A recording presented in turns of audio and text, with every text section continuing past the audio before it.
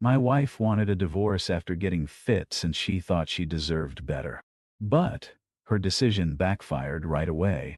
I, 38 EM, just a regular guy working as an IT tech for a local company, never imagined the day my wife would walk into the kitchen and casually announce she was done with our marriage. We'd been together for almost 10 years, married for 7. We got along well enough, routine dinners, shared chores, the usual ups and downs. But a few months ago, something changed. My wife joined a fancy new gym downtown, embracing a strict diet and personal trainer sessions. At first, I supported her wholeheartedly, proud that she found motivation to improve her health. She lost weight, toned her muscles, started flaunting designer clothes. But with each pound shed, her attitude shifted from cooperative partner to smug critic. She'd throw sly comments like, "I could have done so much better if I'd only focused on myself earlier." Or, not everyone settles so young. I tried not to read too much into it, but tension built. She'd criticize my appearance, my job, even the way I did laundry. One morning, sipping her green smoothie, she said, "I'm not happy. I think I need to explore other options." I stood there, stunned. She spelled it out. "I'm filing for divorce." I asked why. She shrugged. "I've outgrown this marriage. Look at me now. I have a whole world of opportunities, and I'm stuck with you." The entitlement was shocking. She acted like our years together were a mere stepping stone toward a better deal. I felt anger, hurt, and disbelief swirling inside me. But I kept calm. "If that's what you want," I said quietly, "then do what you must." Later that week I got official notice from her lawyer.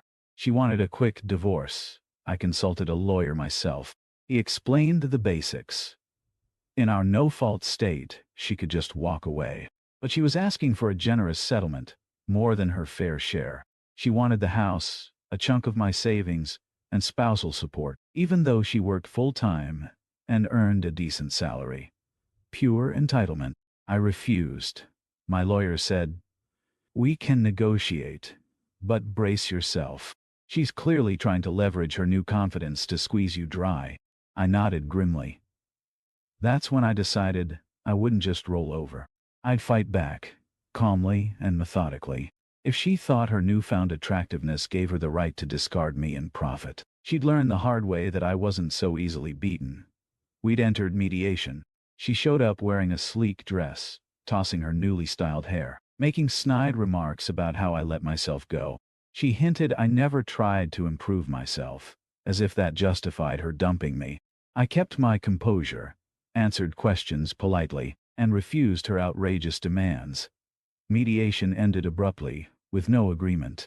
She left furious, muttering that she'd get the judge on her side. In private, I began gathering evidence, bank statements, proof of her financial independence, text messages where she bragged to a friend about upgrading her life. If she wanted a fight, I'd give her one. I wouldn't be her doormat. A few weeks passed, and we found ourselves in a pre-trial settlement conference. Her lawyer argued she deserved extra support because I'd held her back while she invested time in getting in shape. Ridiculous. She had a stable job, no children to care for, and she chose to spend time at the gym. I never stopped her. I pointed this out to my lawyer, who smirked. "Don't worry, a judge will see through that." Meanwhile, my wife's behavior grew more entitled. She stopped by the house, still sharing property until settlement, to pick up some belongings and left snarky notes about how I should start hitting the gym, or maybe find a better job. I ignored these provocations, but I documented everything. My lawyer advised that showing her harassment and belittling behavior could influence the judge's perception of her credibility. As trial approached, I learned she'd been dating a co-worker from her gym circle, a smooth-talking guy who apparently adored her new look. She made no secret of it, parading him at local restaurants where mutual acquaintances could see. Word got back to me. Instead of feeling jealous, I felt strangely resolved. Let her enjoy the spotlight. I focused on my strategy. My lawyer filed a motion to ensure fair division of assets based on our contributions and current incomes.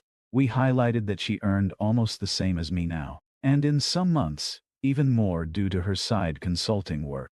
We exposed how she'd suddenly adopted a narrative that I was lazy and unambitious. Yet we had old messages and emails where she praised my stability and support. These contradictions would matter in court. She tried dirty tricks too.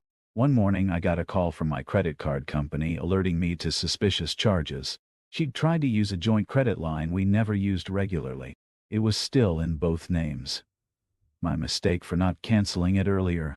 She'd booked a luxury spa weekend. I disputed the charge and reported it to my lawyer. This showed her willingness to exploit shared finances, even as we were divorcing. In our state, the judge looks at marital assets acquired during the marriage. Most of our wealth was in a modest house and some savings. She demanded the house, claiming she deserved a nice place. I offered a buyout option. If she wanted the house, pay me half its equity. She balked, said I should just give it to her because she needed to maintain her new lifestyle. Entitlement again. As court day neared, my lawyer and I had a plan.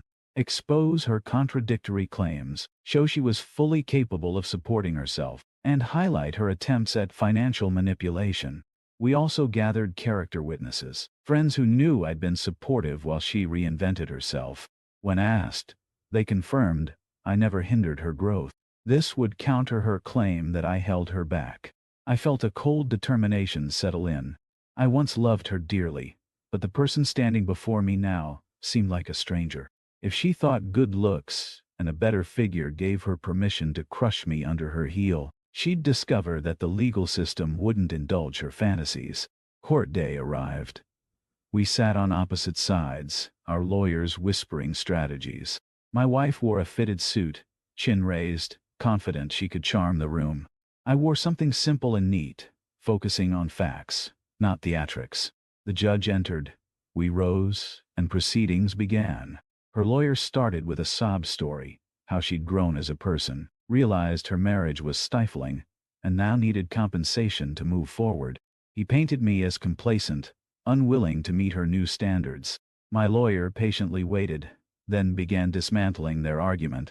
He presented financial documents showing her stable income, her lavish spending spree on the joint credit line, and her mocking notes.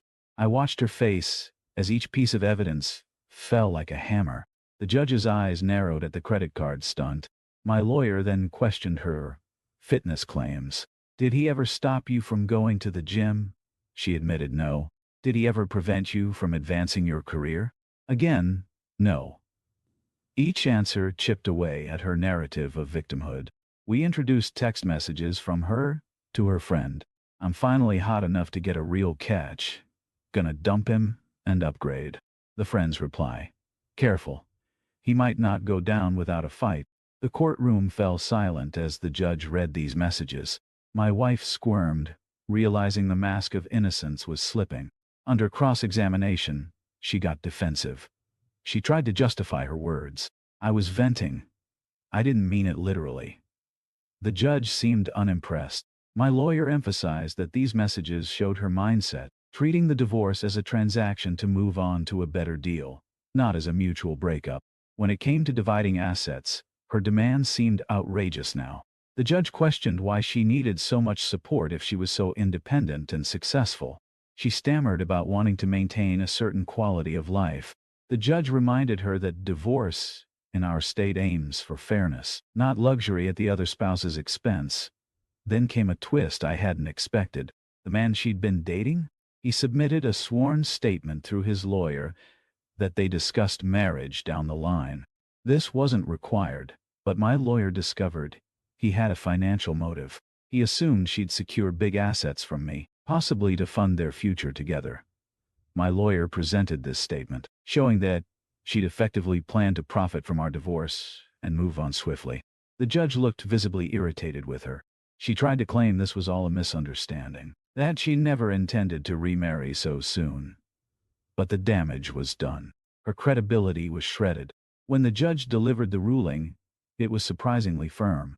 The house would be split equitably. No spousal support awarded, given both our similar incomes. She'd owe me reimbursement for the contested credit card charges. The judge admonished her for her entitled attitude, noting that her attempt to paint herself as a victim backfired due to her own messages. Outside the courtroom, she approached me with tears in her eyes. "I never thought it would end like this," she whispered. Gone was the arrogance, replaced by regret. "I made a mistake. I was caught up in my new lifestyle. We can still talk, right? Maybe we don't have to go through with all this." I looked at her calmly. "You filed for divorce. You said you could do better. Now the judge made it clear you won't profit from this." I paused, letting my words sink in. "I gave you loyalty and respect. You threw it away." She tried to reach for my hand, but I stepped back. "What's done is done," she pleaded. "I'll drop the divorce. We can work on things." I shook my head. "I'm not interested. You showed me who you are when you thought you were on top."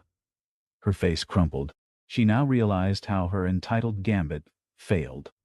No sweet words or apologies would undo the damage. I nodded to my lawyer, who stood nearby, signaling that it was time to finalize the paperwork and move on. Over the next few weeks, we completed the formalities. She moved her belongings out of the house, which I decided to sell anyway. I'd get half the equity, enough to start fresh someplace else. The relationship ended with her gaining nothing extra, just the bitter memory of how she overplayed her hand. I didn't celebrate or gloat publicly. I simply moved forward with my life, free from her toxic games. A few mutual friends commented on her regret. She complained to them that she made a rash decision, that she shouldn't have tried to squeeze me dry. But none of that mattered. The court order stood, and I had no desire to reconcile. She'd face the consequences of her arrogance. Word got around that her new boyfriend vanished once he realized she wasn't bringing in a windfall. She ended up alone, minus the marital perks she'd once enjoyed. In the end, I learned that not all transformations are positive. She improved her physique, but lost her moral compass. She saw me as disposable, a stepping stone. Instead, I stood my ground, refused to be exploited, and came out with my dignity intact. If she thought she'd regret leaving only if the money wasn't good enough, well, she got what she deserved. Actions have consequences. With my share of the equity, I'm looking forward to a quieter place, maybe a smaller home, closer to the city. I still do my job, still enjoy simple hobbies. I'm not bitter, just wiser. She wanted to upgrade at my expense, and ended up downgrading herself into a pit of regret.